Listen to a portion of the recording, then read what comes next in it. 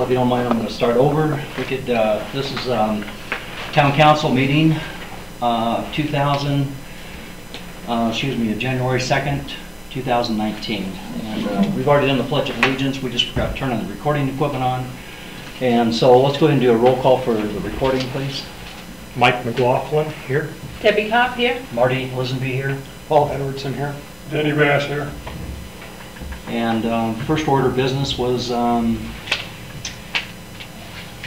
of confused on this. The agenda everybody has says public comments at the end, and my other one says at the beginning. Let's go ahead and just do the order that probably everybody else has. I have a cheat sheet up here. It's different. Public comments at the end. So anyway, adoption of ordinance 2019-01 to revoke the power of the Big Plains Water Special Service Sewer and Service District. And as I started to say, is it's sad to me that we're even at this place. And as mayor only 3 months old, there's just been so many problems that we've come across, differences of opinion regarding some of the actions that have been taken by the Big Plains Water District, along with billing issues that are ongoing that we plan on hopefully solving tonight. That it's sad. Harold Merritt's in the room, and I have a lot of respect for Harold. I feel like that he's put his life into this water district, and even Rick Mosier, he's here. He's the one that even began the water district. And I want to be respectfully give you guys some time to say whatever you'd like to say if you're here to do that. So, I don't need to beat this up. If anybody has some questions, I can answer them, but I'm not going to. It's not my intention to. I feel like I've said enough in these meetings about these different issues. Some of you may have questions, and if you do, feel free to ask. So I'm going to go ahead and, this is a public hearing, not a public, a public meeting, not a public hearing, but I don't want to be the guy that's shutting down the conversation on this. Pam. Pam Coyle, Smithsonian Road. I just wanted to ask, what is the power that you're revoking? I'm sorry I don't have the packet. No problem. We're going to read that in a minute, but basically it just says that it makes the water board advisory to the town council, and the town council will decide a lot of things.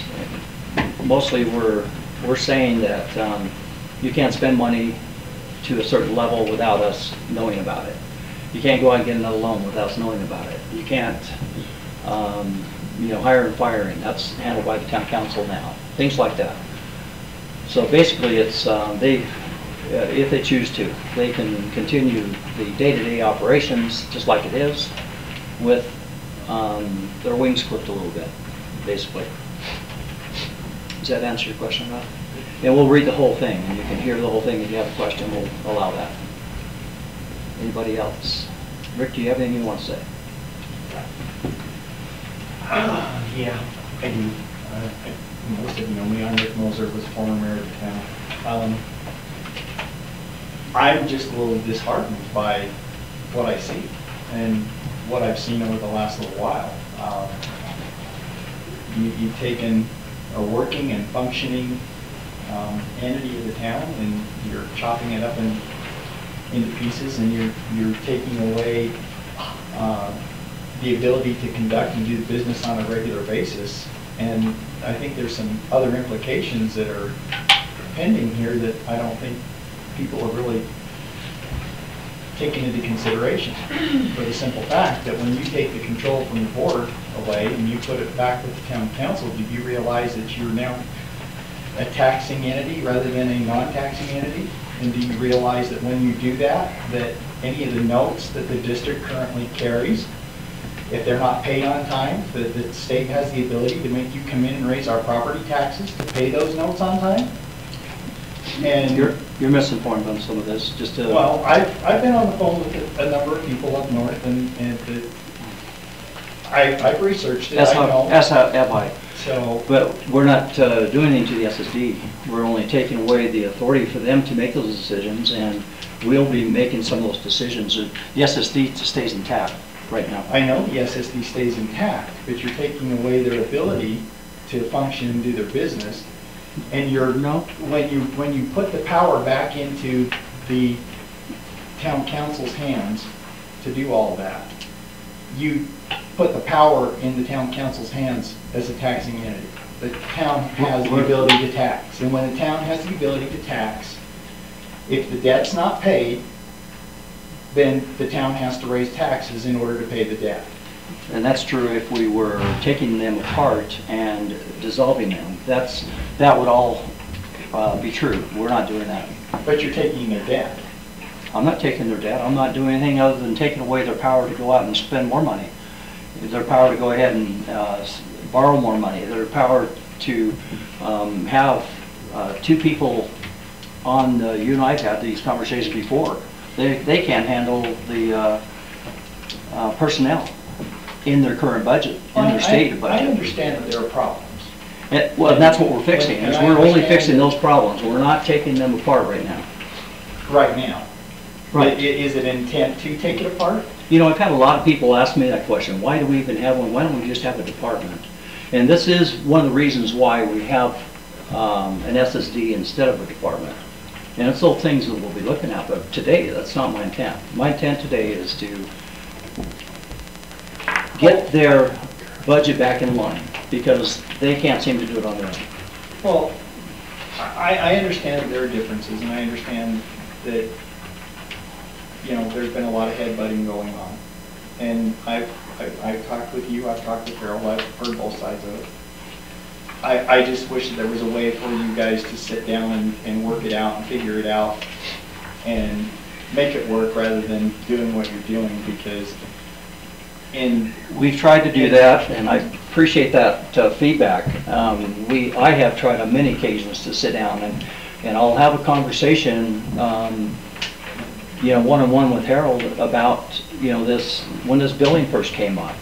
And you and I have not talked that much as far as some of the stuff we've discovered. And it's appalling, some of the stuff that they have done. But on that billing, it started off when I was mayor, September 6th of this year, we sat down and it was $29,000 of late fees that they were wanting to go back 5 years or so and grab. And then here recently, it was a journal entry for $36,000, and then it was another journal entry same day for another $18,000. I mean, more than we've ever collected in the history of the town is what she was billing us. And putting in our books, closed books, the day before she left our employment. And those kind of things that's egregious, that's ridiculous that we should be in that place where we have someone that we trust with our books doing that kind of stuff. If it was Ben, this is Ben, our bookkeeper right now. He reminds me a little bit of Nathan, straight at arrow, not gonna ever lean left or right. And if he was doing that stuff to their books, and Harold came to me and says, this is a problem, I would be firing him in a heartbeat, and he knows it. Oh, no. And that's the difference, is I went to Harold and said, this is a problem for me because of what she's done to our books and what she continues to do. In our packet tonight is an email where she's requesting that we pay her $14,000 of additional water receipts. Yet if you look at the math that we've done, they've already overbilled us so much that they actually owe us $12,000. And this continues to go on. It doesn't get better. It doesn't go away. What's interesting is it does go down every time. It used to be 100, and what was the high number on that? 103,000 or something? 37. How much? 137,000. 137,000, what? And then the next month it went down about 98,000. Then the next month it went down about 60-some thousand. 66. You know, we haven't paid him 5 cents yet. The number keeps changing every single month. What do you do with that? Oh, I And understand. that's my problem. I asked Harold, I says, here's what it's gonna take. You gotta get rid of her. And he wouldn't do it. He says, that's not gonna happen. That's happening tonight. And this is why it's happening, because of his inability to not be a dad and to not be a water board chairman, because all he's being right now is a dad. And Well, so that's where I come from on this. all personal things set aside, my concern is what I've seen happen in the last few months. And you've seen the town increase our property taxes, you've seen the town increase our sales tax on our power bills. And if the town decides to diminish the water board and take the company back itself, then you're putting us in another situation where you're gonna raise our taxes again. And you're gonna tax us right out of town. So that's what my concern is. There's a lot of people that like living here and enjoy it, and there are a lot of people who live here because it's affordable for them. And if we start raising property taxes to the point where to pay everything, then you're just gonna run a lot of people out of town that can't afford to live here anymore. And that's my concern. Yeah. So, Well, those are valid concerns. I appreciate your comments.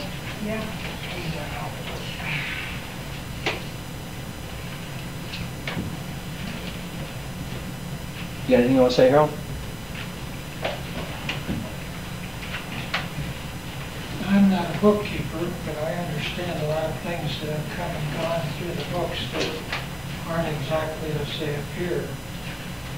I was asked yesterday if I wanted to launch a state audit by the state to go through the service district from day one.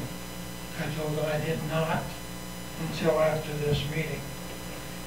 And so that's not where I wish to go, but that may be where it ends up. But we have paid all of our loans off. We owe the state. We're current with every state loan we have. We're doing, I think, an exceptional job. We ran into a 6-month moratorium, which we didn't anticipate, plus several projects that have been here that would have given us a great deal, hundreds of thousands of dollars in impact fees that went by the wayside. So we've been going through the cushions and the couch. That doesn't mean that we've been working the books. And I would challenge you to accept the challenge if you're really uncomfortable with the books. We have the state of Utah come in and start at the beginning and go all the way through it, and the cards will come out where they come out. But I've lived here for 25 years. I helped build this building, and the story goes on. And I've tried to be honest and straightforward with everything that happened. To read this agenda this morning out of the blue was a real blast. Not the numbers, not the people, not the other things that happened. Just to hell with you after 30 years, we're done with you. And so even with our conversations, the first conversation we had, you sat me down and said that I was through, that Denny Bass was going to be the chairman, that Dale Harris was worthless because all he did was drive around town, and Tanya was being paid way too much, and you wanted a check from me for $3,900 that day. Poor Tanya would be down the road, or it would be on the agenda, and you would discuss it, and it wouldn't be pretty. That was between me and you. The conversation started when I asked if we could do an interlocal agreement with the backhoe because we needed it at that time. And that's all I got out, and I listened to the rest of it. And our relationship from that point on has not been good, and that's why we haven't been able to work on things. I don't look at the books every day. I don't understand them, honestly. I trust the people that are involved in them. Money comes and goes. I guess that's just negligence on my part, perhaps, for not being more up to it. I don't think anybody's stealing anything from anybody. I just think this thing is in a whirlwind, and we can't settle down on where would it go. We're all right here. The service district doesn't do anything. I drive my own truck. Dale's got one that's 10 years old. We don't have any money to spend. It doesn't go anywhere. So I would hope for, if this is what you want to do, then this, so be it. You have the power to do it.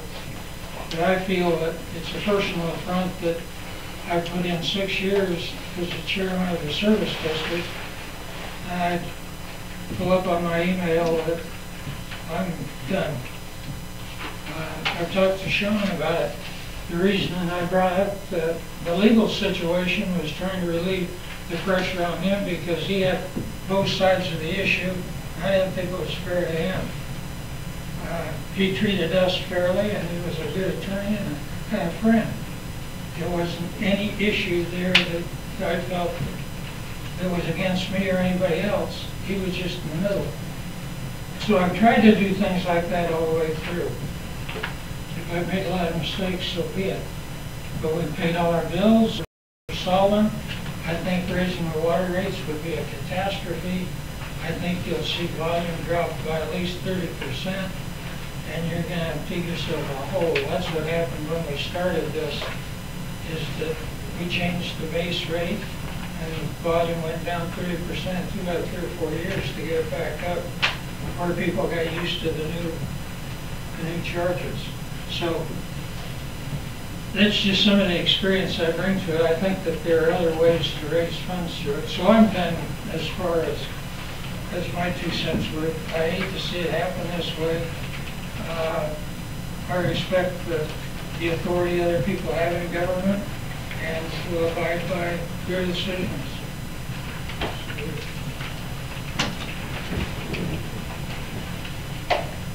Thanks for your comment. I'd like to just correct a couple of points of, because it's a public record and he's accused me of a lot of things. The first meeting that I had with Harold Merritt, he says, the comment I made to him was, in my perfect world, I'd probably have Denny Bass as my chairman.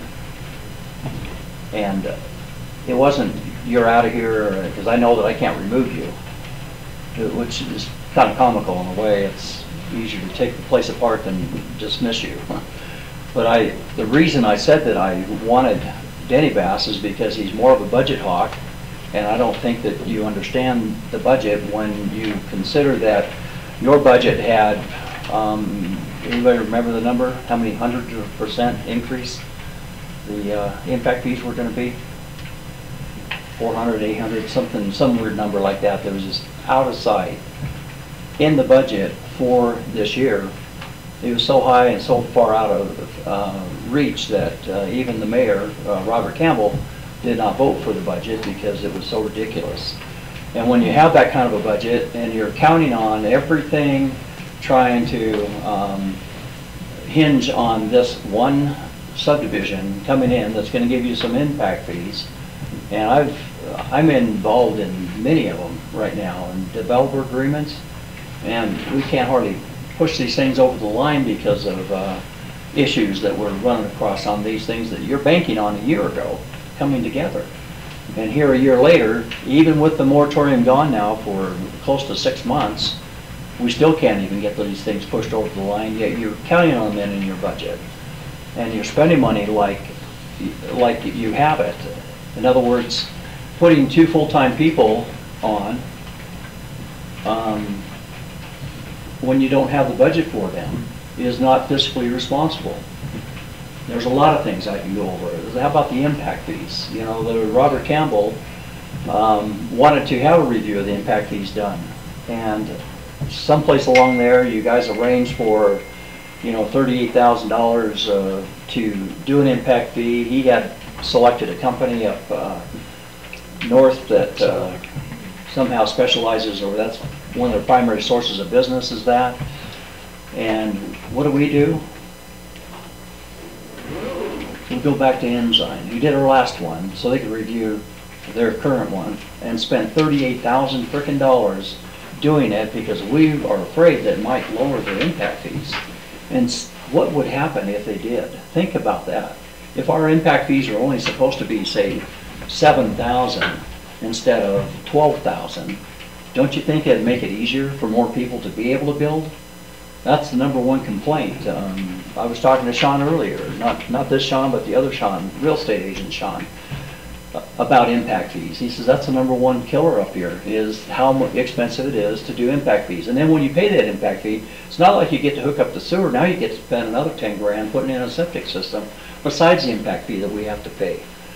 And we take that one chance, that one $38,000 we have, to go out and get an impact fee study from another company to verify, are we charging the right amount of money? Instead, we go back and hire the same guys that already are telling us that our impact fees are just fine.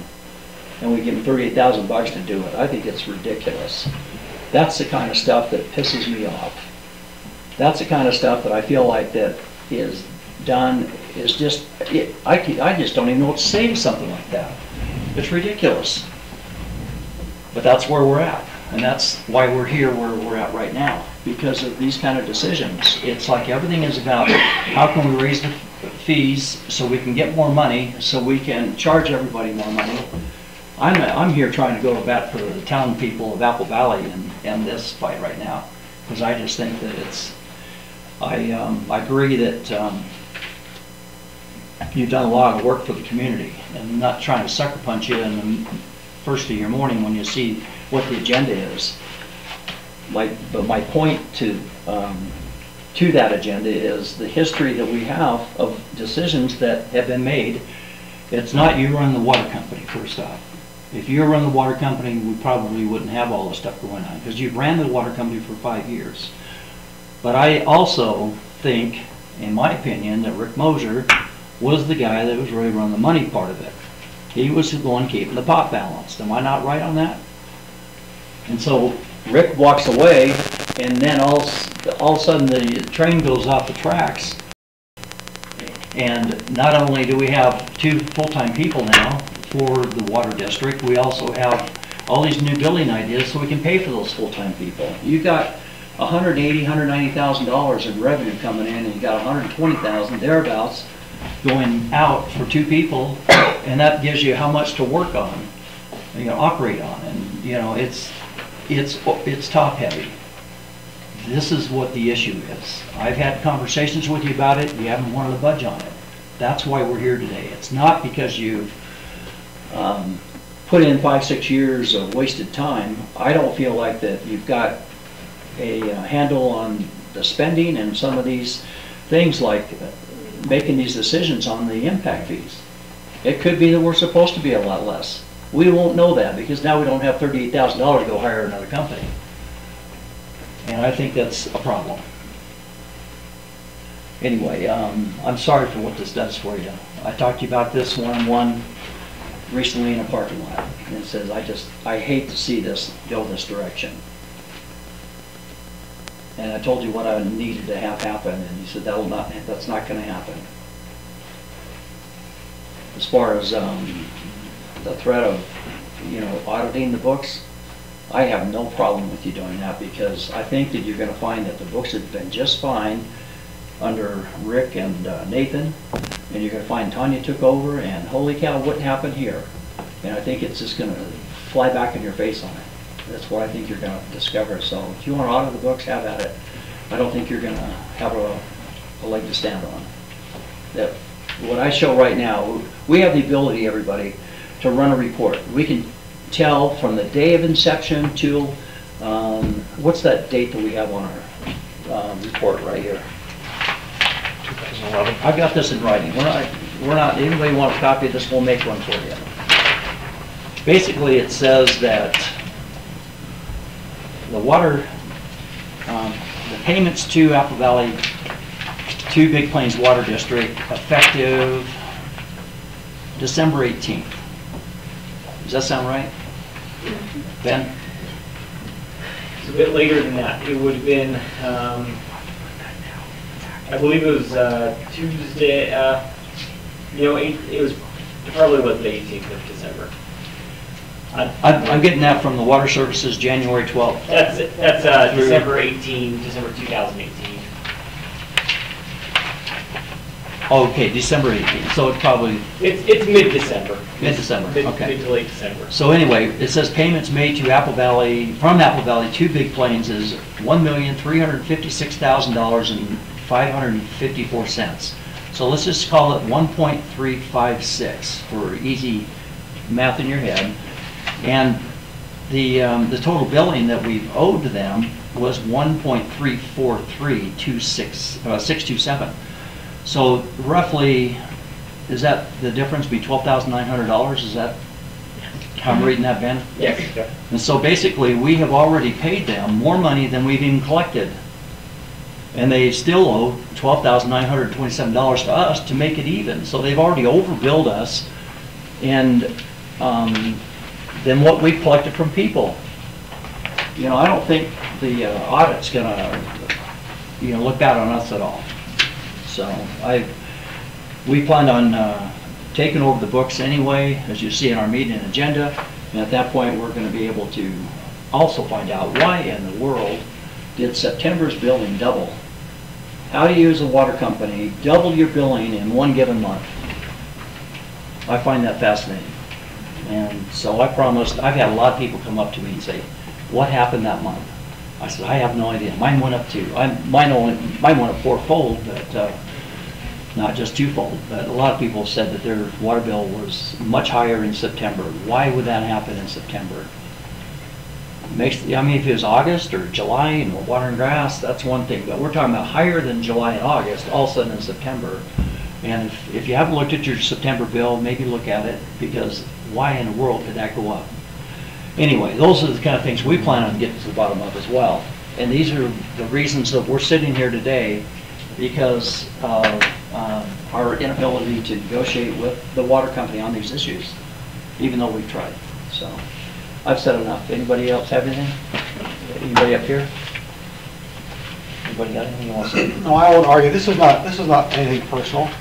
I respect Harold Merritt more than probably anybody else that I know. He's a good man. And this is not a personal thing. My interest is seeing the city be, or the town be fiscally responsible and be as streamlined as it can, because we don't have a lot of money.